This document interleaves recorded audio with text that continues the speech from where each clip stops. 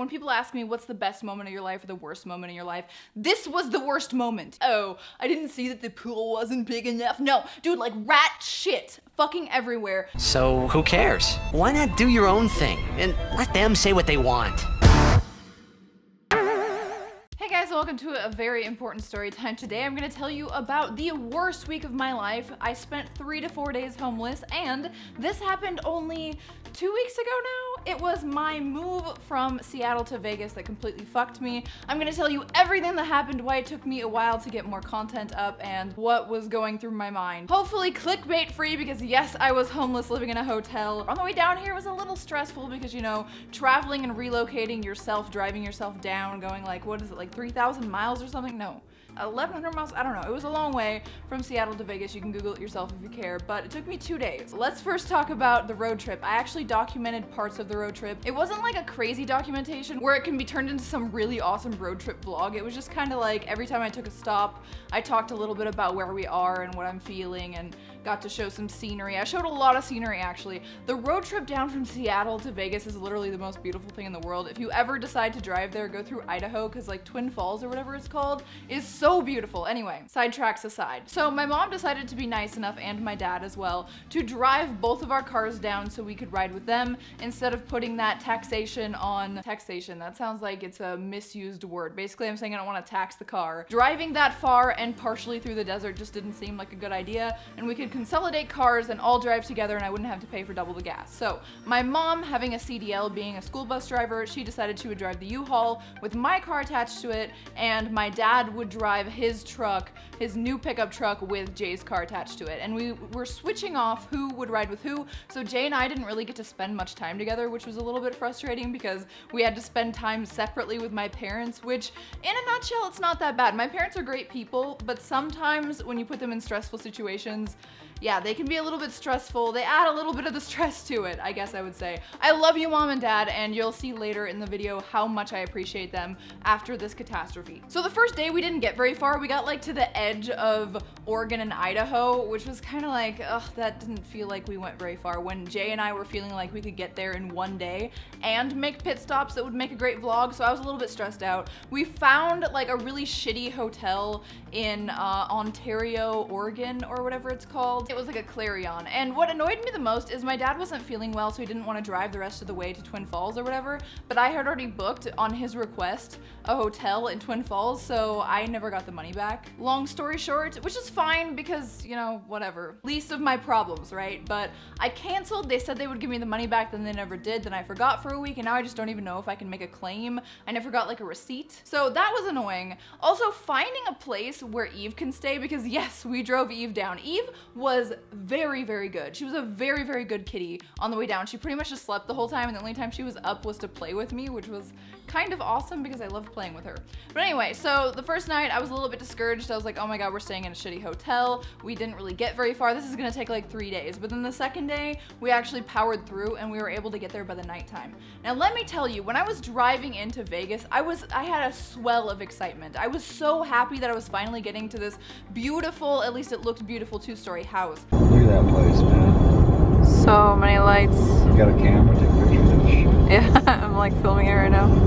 Let me tell you the process of me locking down this house. Okay, so my real estate agent said that I can't start looking for a house, or I can't start locking down a house more than a month ahead of time. I personally wanted to lock down a house like 4 months ahead of time, just to out of sight, out of mind, now it's my house. But they want me to start paying within a pretty small window of me choosing the house. It's not like I can lock the house down for half the rent or just pay 50 bucks and have the house waiting for me. They want to rent out the house and get the full rent immediately. So I was like, okay, I started looking a month before, and I was scrolling through a bunch of houses. I wanted a pool because I wanted to be able to do Fan Service Friday and pool vlogs and basically just swim, because swimming is like a great cardio exercise for someone who has boobs that float. Don't have to wear a heavy duty sports bra for that. So just all around, Jay wanted the pool, I wanted the pool, and I was just searching through things, and I found this beautiful 2-story house with a gorgeous red door. I looked through the pictures and I was like, instantly, this is my house. Like, I just felt it from my core. I was like, it's so beautiful. So I had my realtor go down there and check out the house. She was was telling me everything was great. She's like, oh, it's a beautiful house, it's very charming.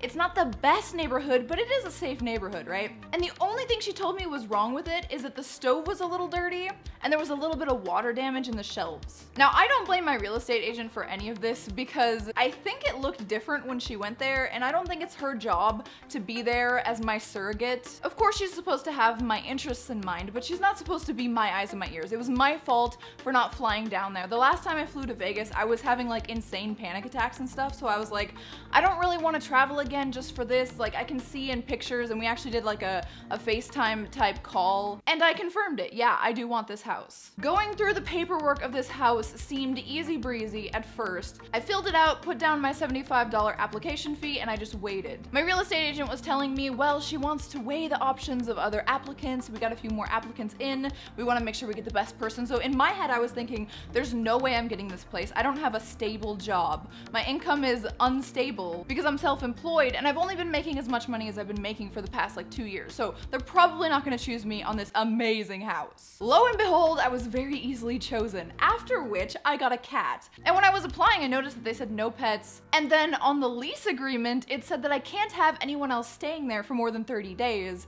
under any circumstance, and I have to pay for the people who are staying there more than 15 days. So I was like, fuck. The reason I didn't put Jay on the application is he wouldn't really help me out that much. The only thing he has better than me is a little bit better credit. But we decided to just keep things in my name because it would just be simpler, at least I thought.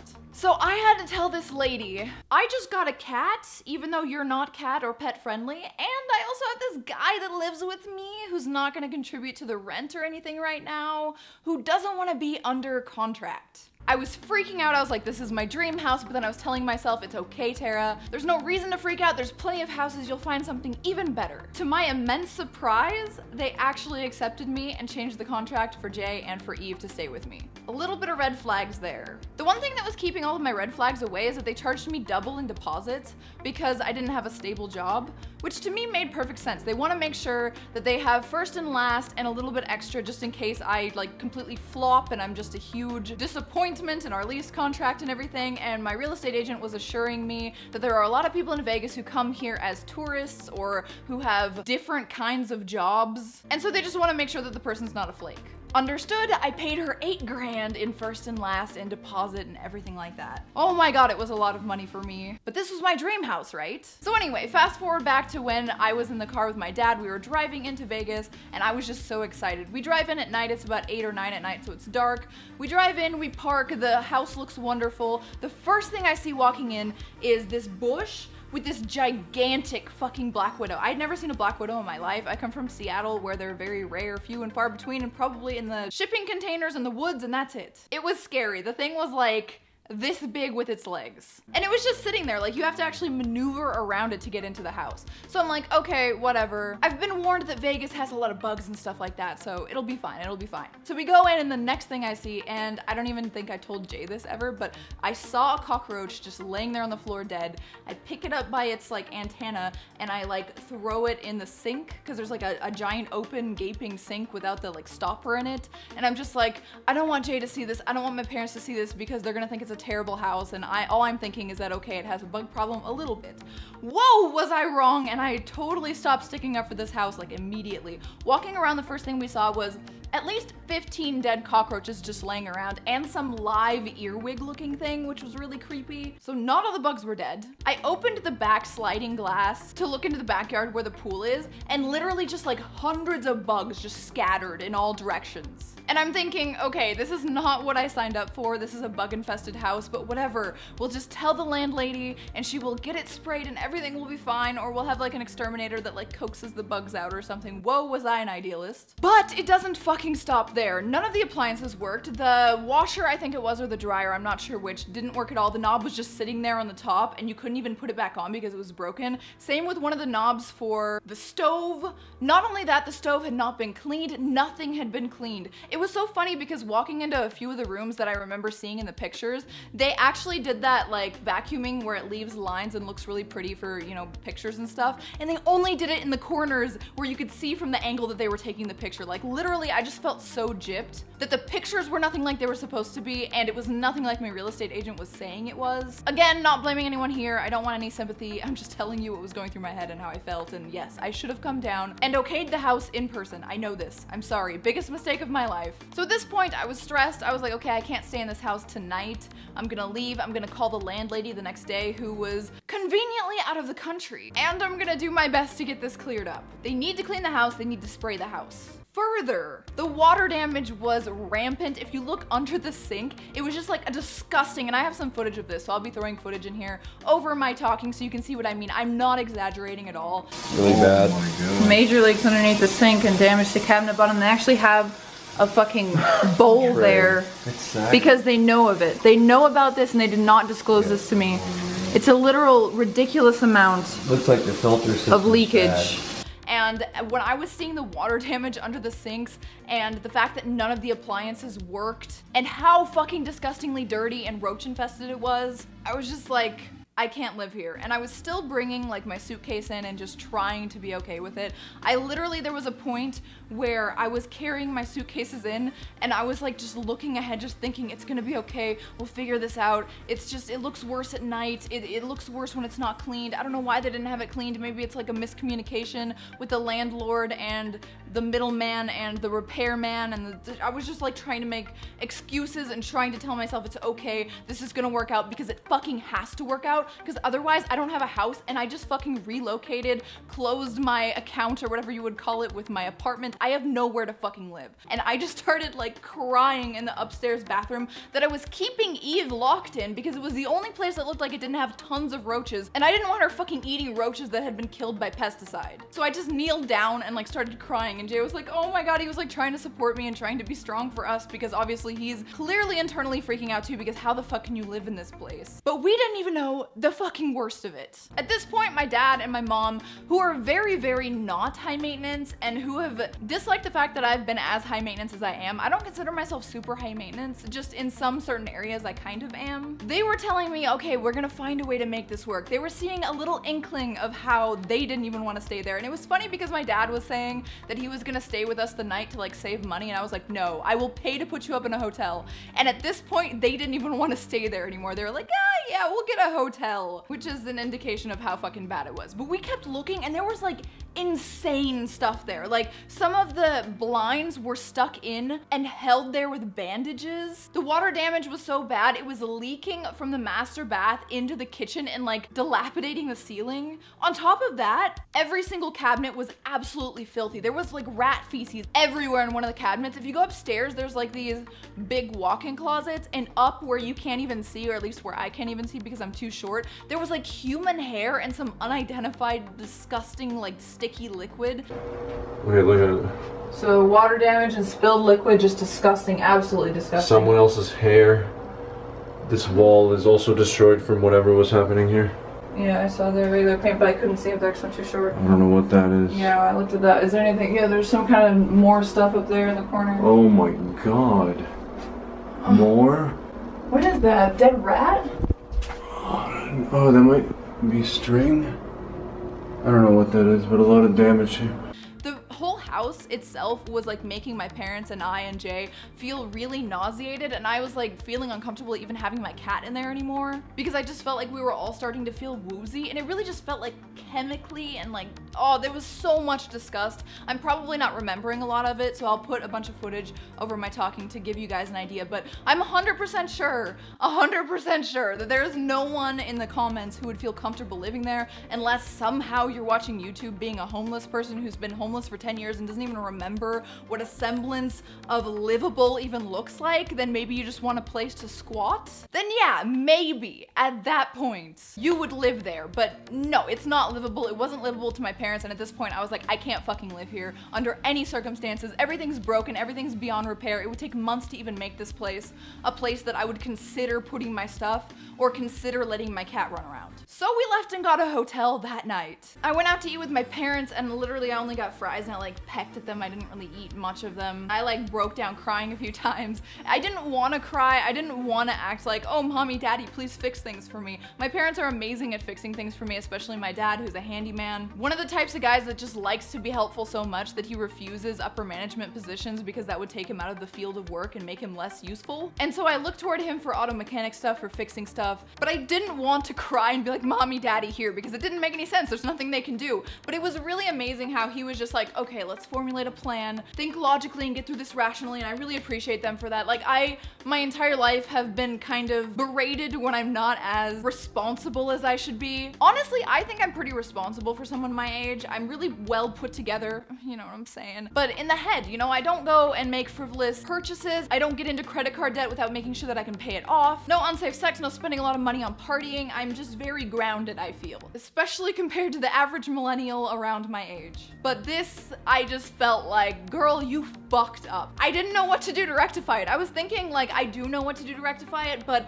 the time it would take to do it is like literally weeks. I'm gonna be homeless for weeks. And I have very little money right now. Well, I had money. I had like money on my credit cards and stuff that I could spend, but I had very little actual palpable money in my bank account because I was putting everything on my credit cards to make sure I could prove that I had enough to put money down on this house or whatever, and I've been just saving money in my account, and then I spent a lot of it on the down payment and the trip there because I had to pay for gas, I had to pay for the U-Hauls, which turned out to be like $2,500, and it was just, oh, I was like, oh god, please, what do I do? Oh my god, what do I do? And it was awful. I thought about vlogging it, but I just wasn't in the mood. And honestly, I love sharing everything with you guys, but sometimes I don't want to make videos just for views, you know? And I knew that me crying, Tara Babcock, who never cries, who's so logical, would definitely get a lot of fucking views, and it would definitely garner support and pity, basically, but that's not what I wanted. I just wanted to think clearly, make appointments, get everything set up. So the next day, I called my real estate agent. I was like, what the fuck? I got in contact via text with the middleman for my landlord and me, you know, like the broker, the person handling it or whatever.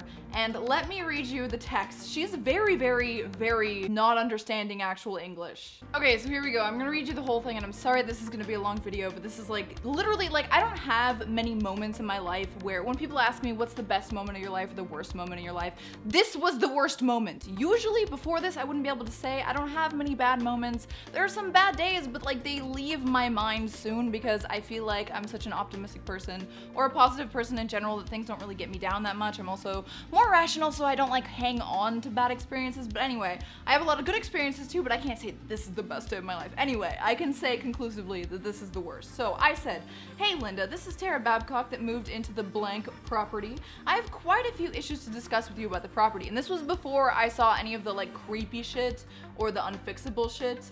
It is absolutely disgusting inside and out, not even cleaned at all, dead cockroaches everywhere, and we have a cat. Please call me as soon as you can, this place is unlivable. And then she replied like 4 hours later. This was when I went out to eat with my parents and I hadn't yet discovered like how unlivable it was. Like I had decided that I can't do this, but she said, hi Tara, I just got your message. We will have my assistant blank call you in the morning to take care of your concerns. And I said, okay, thank you so much. The sooner the better. And see, I'm being very genial with her right now. She said, Neil will be calling. I ordered bug spray the house because the house been empty and the weather has been extremely hot, causing bugs, animal, and human seeking refuge inside. Don't be alarmed, we taking care of everything. That's like the extent of her English. And like, I'm not racist, I actually like Asians a lot more than I like most white people and any other race, simply because, you know, I like the look, I like the Asian girls and the Asian guys, they're hot. And the culture, Japanese culture, Korean culture, all that. But one thing I can't stand is dealing with people where there's a language barrier. And it's nothing against them. I know a lot of people like say, oh my god, I'm such a bitch for this. But if I can't completely articulate to you what I mean with something so important such as this, like what I need for the house or, you know, what needs to be changed or whatever, it bothers me. I can't have a rapport or a conversation with someone if there's a language barrier. And I'm not saying English is the best or anything like that, but if I was in a country and I was living there, I would learn to speak the language at least enough to have these conversations. I replied with, this is like me just devolving into me wanting to kill myself. I said, there are dead bugs inside everywhere and everything is dirty. Light bulbs not functional. Also outside has tons of bugs around the house. Couldn't even go to the pool. This is not move-in ready. I will film and detail all of my issues and have them ready for Neil when he calls. That's her assistant or whatever. Thank you. This place is, and then I said later, this was, About 20 to 30 minutes later, I said, this place is unlivable. The more I document and film, the more dirt, grime, and other people's belongings / hair / dirt and broken fixtures I'm finding. Many things are unusable. We cannot live here. We would like our money back and a release from our contract because you have not provided me with a livable home. The repairs needed would take months. And I'm being more firm now and more assertive, but that's just how I felt. Like, I needed my money back. And I was so hoping that there's some kind of law in Nevada where people can't just give away homes that are actually factually, provably unlivable. And I did document the whole thing and uploaded it to YouTube, which I kind of want to share with you guys, but I don't know how I feel about releasing the address of the place because I don't know if there's any way to trace that back to me having been a tenant for 0 days. She says, Tara, no problem. I will certainly honor your wish and refund your deposits and rent minus the prorated days you occupied the house. That was about an hour later. I was so relieved, but also so skeptical. I'm a cynical person, I'm a misanthropic person, and I just never really trust people on their word, especially after this. I feel like I'm so much less of a cynic than I should have been. Trusting my real estate agent, trusting this person, it was just like, oh my god. I said, we are not occupying the home. What days are you suggesting are prorated? Because I never occupied the home. And at the same time, while I was making my case, I was understanding that I might lose some of the money or all of the money, but I just wanted to be out of this contract, to not have to pay monthly, to not have to pay a break in the lease. Because to me, it was just impossible to live there. Impossible, absolutely. I said, we are staying in the Westin, which is true. We stayed 4 days in the Westin, which sounds super like high class, but in Vegas, a lot of the high class places, they don't charge that much because they make a lot of money in resort fees or gambling and stuff like that because they usually have casinos. So I think it was like 60 bucks a night, and my mom helped me out with this, which thank you so much, Mom. You're so amazing. Plus we had to pay a pet fee. And let me tell you how fucking hard it was to have Eve in hotel rooms, feeling bad about it, leaving her in there while I go out and do these appointments and things. It was just like, it was really stressful, like really fucking stressful on me. And the Westin was the only place I could find, that was pet friendly, but they charged an extra $35 a night fee, non-refundable for cleaning, even though, you know, Eve's not a fucking dirty cat. And then I said, when and how will I have my funds returned? Also, can I have some kind of agreement break in writing? She says, I am out of town returning to Vegas 7/3/2017. I will meet you and return your money. You can sign a cancellation agreement then. And I said, is there no way that your assistant can do this for me? I am essentially homeless right now and I need the money and closure to find a new home. Which was true. And she said, no, I have your checks, which there should only be one, so I can only do this after I return to Vegas. So she like took her checks out of the country? Or is she saying that her assistant can't like go in her locked drawer? Whatever, who cares? And I said, okay, thank you. See you then on the 3rd. And I'm trying to be genial again. I'm just trying to get what I need out of this person who I just want to like slit the throat of right now. Obviously, these are innermost thoughts and not something I would ever actually do. As a disclaimer, fantasy versus reality. I can't believe I have to say this on YouTube because, you know, I don't want my shit taken down for violence. And on the 3rd, she says, please advise if meeting at 2 p.m. today to conclude our business at blank is workable. Thank you. I said, yes, that works. I said, we are here. When I got there, I got my money back. I deposited it. And it was funny because that day that I deposited it, Chase had their functions down, their systems down, and they were like, oh, it's totally not a hack. And I was thinking like, did I just deposit my 8 grand into an account that got hacked or something? I don't know. I got like all the conspiracy theorists in my mind telling me that I need to, you know, put my money in a mattress or something. But at that moment, with that amount of stress, I was like, oh my god. And just to put things into perspective, we got there on the 28th of June and she came back on the 3rd or 4th of July. So we had to wait like a few days and it was actually pretty nerve-wracking. I was thinking I'm not gonna get my money back. And all in between this, I'm talking to my real estate agent who was so helpful at getting me this house that I'm so grateful to have, even more so than I would have been if I had just organically found it, because the last minute, I was within 3 days signing a new lease for this amazing place, which you guys are gonna get a tour of soon, that is even better than the place should have been if it had been upkept. Also, my dad speculated that possibly they were running some kind of meth lab, because did you see the way I looked at you when she said human seeking refuge? Yeah, it sounds like someone had broken into the property and lived there and like cooked meth, and that's why we were getting dizzy. I know this sounds like another conspiracy theory, but I was literally feeling like there's gotta be something like that going on. There's no way that my real estate agent could have been okay with that and signed off on all of this damage and all of this disgust, but at the same time, time, a lot of it had to have been there. Like, you should see. Oh my God, the dishwasher was just like the most disgusting, like caked on hard water damage, like piles of like old food, and like, oh, it was so awful, like so disgusting. Literally the most disgusting place I've ever been in. I did not feel comfortable even staying there for one night. What the fuck is this? Like, this is supposed to be a professional video, but I can't. This is like, what is this? This is the most disgusting thing I've ever seen. This is that hard water thing again. Absolutely disgusting. They could have cleaned it. They could have repaired it. They could have, like, look at this edge. Like, it's not even cleaned. They didn't even do like a superficial wipe down of this. And it was so disheartening. I know this sounds like super stuck up or something, but I was just imagining after this long road trip, which to me was just hard. Like, my fingers on the road trip swelled up to like double the size, and I could barely close my fists because I was trying so hard not to drink too much driving through the desert, so I wouldn't have to stop and pee, so I could just get there. And like, my skin turned into shit. It's still recuperating. Like, if you could see like in bad lighting or something without makeup, I still have like little bumps everywhere. Like, it's just really bad skin from that trip, and I was stressed. And I wasn't worried about this outcome or anything like this. I was thinking the only thing that could happen is like, we get there and you know how we're supposed to have the key in the lockbox? Well, like, the lockbox was stuck, or we couldn't find it, or it wasn't there. That was the worst of my worries for actually getting there. Like, most of my worry was just like being stressed out on the trip, you know? And I was looking so forward to this first night, and that's why I wouldn't let my parents stay there, because I was imagining Jay and I on our little mattress, because we didn't bring our bed, with Eve just enjoying our new house and like celebrating with some fast food, maybe like pizza or something, and just having a great time and being happy and being like, yes, we finally made it.